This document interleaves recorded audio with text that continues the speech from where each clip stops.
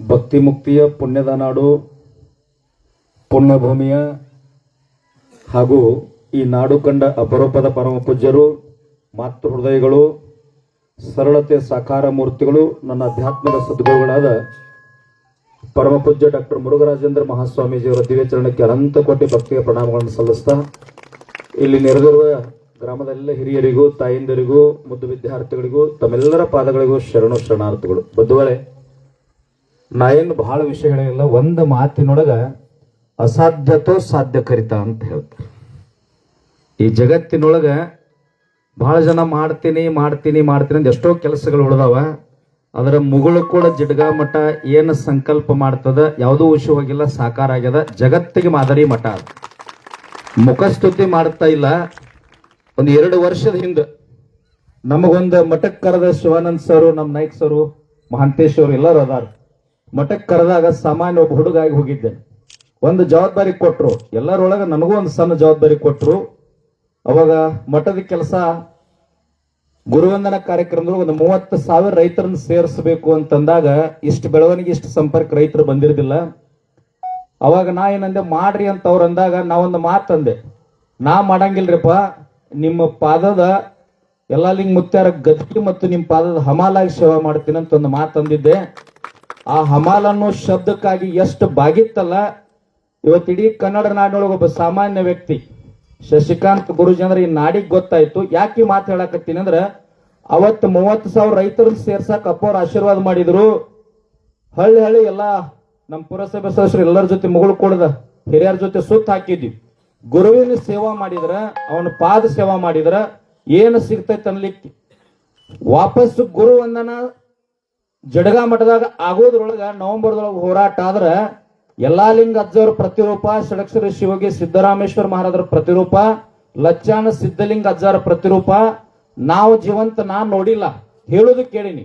ಆದ್ರ ಇವತ್ತು ನನಗನಿಸ್ತದ 3 ಸದ್ಗುರುಗಳ ಪ್ರತಿರೂಪ ತಗೊಂಡು ನಮ್ಗೆ ಹನಿಮ್ಯಾಗ ಕೈ ಇಟ್ಟು ಆಶೀರ್ವಾದ ಮಾಡಿದ್ರು. ಇವತ್ತು ನನಗಷ್ಟ ಆಗಿಲ್ಲ, ಇಡೀ ಕನ್ನಡ ನಾಡಿನ ಪ್ರತಿಯೊಬ್ಬ ಕಬ್ಬು ಬೆಳೆಗಾರಿಗೆ 300 ರೂಪಾಯಿ, ಕೆಲವು ಕಡೆ 600 ಸಿಕ್ಕದ. ಯಾವ ಮಠ ಅಂದ್ರೆ ಮುಗುಳುಕೋಡು ಮಠದ ಆಶೀರ್ವಾದ. ಗುರು ಇದ್ರ ಜಗತ್ತದ. ಗುರು ಹೇಳ್ತಾನ. ನಮ್ಮ ಕೆಲವು ಅಧ್ಯಾತ್ಮದ ಭಾಷೆಗಳಿಗೆ ಕೆಲವು ಕಡೆ ವಿಚಾರ ಮಾಡ್ತಿರ್ತೀವಿ ನಾವು. ಗುರುವಿನ ಮಾತು ಹೆಂಗ ಮೀರಬಾರ್ದಂದ್ರ, ಜ್ಞಾನ ಕೊಡುವ ಮನಿ ಒಳಗೆ ನಮಗ ಸಣ್ಣ ಹುಡುಗ ಅಳತಿರ್ತಾನ. ಬಹಳ 10 ಕಾಡಿದಾಗ 10 ರೂಪಾಯಿ ಕೊಡ್ಬೇಕಾದ್ರೆ 10 ಸಾರಿ ವಿಚಾರ ಮಾಡ್ತೀವಿ. ಮತ್ತು ಗುರು ಜ್ಞಾನ ಕೊಡ್ಬೇಕು, ಆಶೀರ್ವಾದ ಮಾಡ್ಬೇಕಂದ್ರ ಗುರು ಒಮ್ಮೆ ಹೇಳ್ತಿರ್ತಾನ, ಪರೀಕ್ಷೆ ಮಾಡೋ ಸಲುವಾಗಿ ಆಕಳು ಹೊಂಟಿ ಇರ್ತದ, ಅದು ಎಮ್ಮೆದ ಅಂತಂದ, ಇಲ್ರಿಪ್ಪ ಆಕಳದಂದ್ರ ಪೇಲ್ ಅದಂಗ. ನಮ್ಮ ಹಳ್ಳಿ ಭಾಷೆ ಒಳಗೆ ಹೇಳ್ತಿರ್ತಾರ, ಗುರು ಹೇಳಿದ್ದ ಹುಣ್ರಿಪ್ಪ ಅನ್ಬೇಕು. ಆಕಳು ಹೊಂಟಿ ಇರ್ತದ, ಅದು ಎಮ್ಮೆದ, ಎಮ್ಮೆ ಹೊಂಟಿರ್ತದ, ಆಕಳ ಹುಣ್ರಿಪ್ಪ ಅದ ಐತ್ರಿಪ್ಪ ಅನ್ಬೇಕು. ಅಂದ್ರ ಗುರು ತೋರದನ್ನದೇ ದೊರೆಯದನ್ನ ಮುಕ್ತಿ ಅಂತ ಹೇಳ್ತಾರ. ಇವತ್ತ ನೀರಾವರಿ ಹೋದ್ ಸರಿ ನಾವು ಮಠಕ್ಕೆ ಬಂದಾಗ 180 ಎಕರೆ ಕೆರೆ ಸಲುವಾಗಿ ಸರ್ಕಾರಕ್ಕೆ ಪ್ರಸ್ತಾವನೆ 200-300 ಕೋಟಿ ಅಂತ ನಮ್ ಜೋಪಾಟಿ ಸರ್ ಹೇಳಿದ್ರು. ಮುಗುಳುಕೋಡು ಮಠದ ಸಂಕಲ್ಪ ಏನದ, ಇಲ್ಲಿ ಮಠ ಕರ್ನಾಟಕ ರಾಜ್ಯ ರೈತ ಸಂಘ ಅಲ್ಲಿ ಕೆಲವು ಜಿಲ್ಲೆ ಒಳಗಿತ್ತು. ಅಪ್ಪೋರ್ ಪಾದ ಮುಟ್ಟಿ ನಾನು ಮಾತು ಕೊಡ್ತೀನಿ, ಇವತ್ತ ಅದು ಪೂರ್ತಿ ಕೆರೆ ಮುಗಿ ಮಠ. ಅಪ್ಪೋರ್ ಎಲ್ಲಿ ಕರೀತಾರ, ಎಲ್ಲಿ ಹೋಗಂತಾರ, ಎಲ್ಲಿ ಆಶೀರ್ವಾದ ಮಾಡ್ತಾರಲ್ಲ, ಎಲ್ಲಾ ಕಡೆ ನಾವು ಕೂಡ ಸೇವಾ ಮಾಡಿ ಕೆರೆ ಮುಗಿ ಮಠ. ಆ ಭಾಗದ ಜನ ಕರ್ನಾಟಕ ರಾಜ್ಯ ರೈತ ಸಂಘ 31 ಜಿಲ್ಲೆಯ ನೇತೃತ್ವದೊಳಗೆ ಅವ್ರು ಯಾವಾಗ ಕರೆ ಕೊಟ್ಟರು ಸಹಿತ ಸರ್ಕಾರದ ವಿರುದ್ಧ ಆಗ್ಲಿ ಪರ ಆಗ್ಲಿ ನಾವು ಕೂಡ ಮನವಿ ಮಾಡಿಕೊಂಡು ಆ ಕೆಲಸ ಮುಗಿಮಠ ಅಷ್ಟೇ ಅಲ್ಲ. ನಾ ಇವತ್ತೊಂದು ಮಾತು ಕೊಡ್ತೀವಿ, ಏನಂದ್ರ ಕೋವಿಡ್ದೊಳಗೂ ಸಹಿತ ನಮಗ ಏನೂ ಆಗ್ಲಾರ್ದ ನಾವು ಜೀವಂತ ಅದೀವಿ ಅಂದ್ರ ಎಲ್ಲಾ ಲಿಂಗ ಅಜ್ಜರು, ಸಿದ್ದರಾಮೇಶ್ವರ ಅಜ್ಜಾರು ಇಲ್ಲ ಅನ್ಬೇಡ್ರಿ. ಗುರುವಿನ ಮುಂದೆ ಕೂತು ನಾವೆಲ್ಲ ಜೀವಂತ ಇದೀವಿ ಅಂದ್ರೆ ನಾವು ಗಟ್ಟಿ ಕಾಳದೀವಿ. ಗಟ್ಟಿ ಕಾಳಿರುವಂಗ ಆಶೀರ್ವಾದ ಮಾಡಿದ ಪುಣ್ಯಾತ್ಮರ ಜೀವಂತ ನಮ್ಮ ಎದುರಿಗೆ ಅದಾರ. ಒಂದು ವಿಚಾರವನ್ನ ತಮಗೆ ಹೇಳುತ್ತೀನಿ. ಹಿಂದೆ ಸಿದ್ದಾವಡ ಅಜ್ಜಾರ್ ಇದ್ರು, ಲಚ್ಚಾಣ ಸಿದ್ದಲಿಂಗ ಅಜ್ಜಾರ್ ಇದ್ರು, ಎಲ್ಲಾ ಲಿಂಗಪ್ಪವ್ರು ಇದ್ರು, ಷಡಕ್ಷರಿ ಶಿವೋಗಿ ಸಿದ್ದರಾಮೇಶ್ವರ ಮಹಾರಾಜರಿದ್ರು. ಇವತ್ತೇನ್ ಹೇಳ್ತೀವಿ ನಾವು, ಇದ್ರ ಅಜ್ಜಾರ್ ಅಂತೀವಿ. ಪ್ರತಿರೂಪ ಬಂದಾಗ ಕಳ್ಕೊಂಡು ಹುಡ್ಕೋದು ಬೇಡ. ಇತಿಹಾಸ ಮಾಡ್ಲಿಕ್ಕೆ ಮಹಾತ್ಮರು ಬಂದಿರ್ತಾರ. ಮಹಾತ್ಮರು ಇದ್ದಾಗ ನಾವು ಹುಟ್ಟಿವಂದ್ರ ನಮ್ದು ಏನೋ ಒಂದು ಪೂರ್ವ ಜನ್ಮದ ಸುಕೃತ ಪುಣ್ಯ ಇರ್ತದ. ಸೇವಾ ಮಾಡ್ಬೇಕು. ಸೇವಾಕ್ ದೊಡ್ಡ ಪುಣ್ಯ ಅದ, ದೊಡ್ಡ ಆಶೀರ್ವಾದ ಅದ. ಈ ಕೆರೆ ಕಾರ್ಯ ಯಾಕೆ ಖುಷಿ ಅನಿಸ್ತದ ಅಂತಂದ್ರ, ಲಕ್ಷಾಂತರ ರೈತರಿಗೆ ನೀರಾವರಿ ಆಗ್ತದ, ಕುಡಿಯುವ ನೀರಿನ ಸವಲತ್ತು ಆಗ್ತದ. ರೈತರ ಕಣ್ಣೀರ್ ವರ್ಷ ರೈತರ ಬೆಳಗರಂದ್ರೆ ಜಗತ್ತು ಬೆಳಗ್ಲಿಕ್ಕೆ ಸಾಧ್ಯ ಅದ. ಇದು ಬೆಳಗು ಜ್ಯೋತಿ ಅದ ಜಡಗಾ ಮಠ. ಮತ್ತು ಮುದ್ದು ವಿದ್ಯಾರ್ಥಿಗಳನ್ನ ನೋಡಿದ್ರೆ ನನಗೊಂದು ಖುಷಿ ಅನಿಸ್ತದೆ. ಎಲ್ಲಾ ಕಾರ್ಯಕ್ರಮಕ್ಕೆ ಹೋದಾಗ ಅಪ್ಪವ್ರನ್ನ ಹೇಳ್ತೀನಿ, ಭವ್ಯ ಭಾರತ ಕಟ್ಟೋ ಸಲುವಾಗಿ ಬರೇ ಸ್ವಾಮಿ ವಿವೇಕಾನಂದ, ಸಂಗೊಳ್ಳಿ ರಾಯಣ್ಣ, ಚೆನ್ನಮ್ಮ, ಬಸವಣ್ಣ, ಸರ್ ಎಂ ವಿಶ್ವೇಶ್ವರಯ್ಯನವರು, ಅಂಬೇಡ್ಕರ್ ಹಿಂಗಿದ್ರು ಇತಿಹಾಸ ಹೇಳಬೇಡ್ರಿ, ಮಕ್ಕಳನ್ನು ಬದಲಾವಣೆ ಮಾಡ್ರಿ ಅಂತ ಹೇಳ್ತಿರ್ತೀನಿ ನಾ ಶಿಕ್ಷಕರಿಗೆ. ಆದ್ರ ಜಡಗಾ ಮಠಕ್ಕೆ ಬಂದಾಗ ನನಗೆ ಬದಲಾವಣೆ ಮಾಡಬೇಕಾಗಿದ್ದಿಲ್ಲ. ಜಡಗಾ ಮಠದ ಇವತ್ತು ಮಕ್ಕಳನ್ನ ನೋಡಿದ್ರ ರಾಜ್ಯದ ಎಲ್ಲಾ ಮಕ್ಕಳು ಬಂದು ಇಲ್ಲಿ ನೋಡಿ ಬದಲಾವಣೆ ಆಗ್ಬೇಕಂತಕ್ಕಂಥ ಮಾದರಿ ಅದು, ಸಂಸ್ಕಾರ ಅದ. ಮಹಾತ್ಮರು ಶರೀರ ಬೇರೆ ಇರ್ತಾವ, ಶರೀರ ಬೇರೆ ಬೇರೆ ಇರ್ತಾವ. ಬಹಳ ಜನ ಮಹಾತ್ಮರು ಹೇಳ್ಯಾರ, ಹಸಿರು ಪೇಟ ಸುತ್ಕೊಂಡು ಬರ್ತೀನಿ, ಕೆಂಪು ರುಂಬಾಲ್ ಸುತ್ಕೊಂಡು ಬರ್ತೀನಿ, ಹಳೆ ಅಂಗಿ ಕಳೆದ ಹೊಸ ಅಂಗಿ ಹಾಕೊಂಡು ಬರ್ತೀನಿ, ಗುರು ತಿಳಿ ಅಂತ ಹೇಳ್ಯಾರ. ಆದ್ರೆ ಬಹಳ ಜನ ನಾವು ಗುರು ತಿಳಿದಿಲ್ಲ. ಗುರು ತಿಳಿಯುವಂತ ಸಾಮರ್ಥ್ಯ ನಮ್ಮೊಳಗೆ ಇರುವುದಿಲ್ಲ. ಆದ್ರೆ ಗುರು ತಾಸ್ತಿರ್ತಾನ.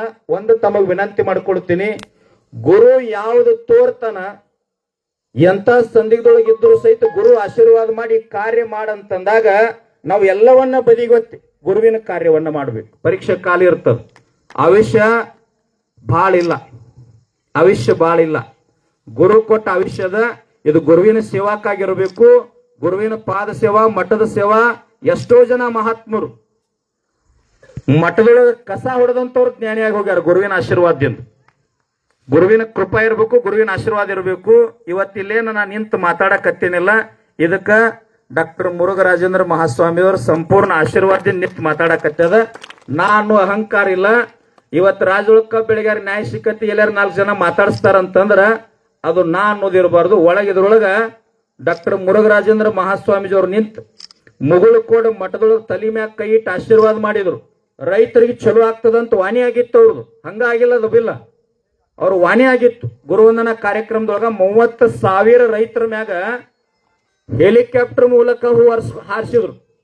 ಇಡೀ ಕನ್ನಡ ನಾಡಿನೊಳಗೆ ಯಾವುದೋ ಒಂದು ಮಠ ರೈತರ ಮ್ಯಾಗ ಹೂ ಹಾರಿಸಿ ಅನ್ನದಾತನಿಗೆ ಗೌರವ ಕೊಟ್ಟಿರ್ತಕ್ಕಂಥ ಈ ನಾಡಿನ ಶ್ರೇಷ್ಠ ಮಠ ಅಂದ್ರ ಅದು ಮುಗುಳು ಕೂಡ ಜಡಗಾ ಮಠ. ಅವತ್ತು ಹೂ ಹಾರಿಸಿದ್ರು. ಗುರ್ಲಾಪುರದೊಳಗೆ ಅವತ್ತೇನ್ ಅಂದಿದ್ರಲ್ಲ, ಹೊಳ್ಳಿ ಬಂದ ಮತ್ತೆ ಅವರ ಹೂ ಹಾರಿಸಿ ಶಿವಾನಂದ ಪಾಟೀಲ್ ಕಡೆ ರೈತರಿಗೆ ಲೆಟರ್ ಕೊಡ್ಸ್ಯಾರ. ಗುರು ಅಂದದ್ದು ಮಾಡ್ತಾನ, ಹೇಳಿದ್ದು ಮಾಡ್ತಾನ, ಗುರು ಆಡಿದ್ದೆಂದು ಉಶಿ ಹೋಗಲಿಕ್ಕೆ ಮುಗುಳು ಕೂಡ ಜಡಗಾ ಮಠದ ಪರಮ ಪೂಜ್ಯರ ಸಾಕ್ಷ್ಯದಾರ ಅಂತ ತಿಳ್ಕೊಂಡು ಗುರುವಿನ ಆಜ್ಞೆಯನ್ನು ಮೀರಲಾರ್ದ, ಗುರುವಿನಿಂದಲೇ ಭಕ್ತಿ, ಗುರುವಿನಿಂದಲೇ ಮುಕ್ತಿ, ಗುರುವಿನಿಂದಲೇ ಸಹಜ ಪರಮೇಶ್ವರ ಪ್ರಾಪ್ತಿ ಅಂತ ಹೇಳ್ತಾ ಏನ್ ಕೆರಿ ಅದ ಅಪ್ಪವ್ರು ಯಾವ ಹೆಜ್ಜೆ ಇಡ್ತಾರಲ್ಲ ಆ ಹೆಜ್ಜೆಯೊಳಗೆ ನಾವು ಕೂಡ ಪಾದ ಸೇವೆ ಮಾಡ್ತಾ ಅವ್ರ ಜೊತೆ ಯಾವತ್ತೂ ಇರ್ತೀವಿ ಅಂತ ಹೇಳಿ ಮಾತು ಕೊಡ್ತಾ ನನ್ನೆರಡು ಮಾತೋಡ ಗುರುವಿನ ಪಾದ ಕರ್ತ.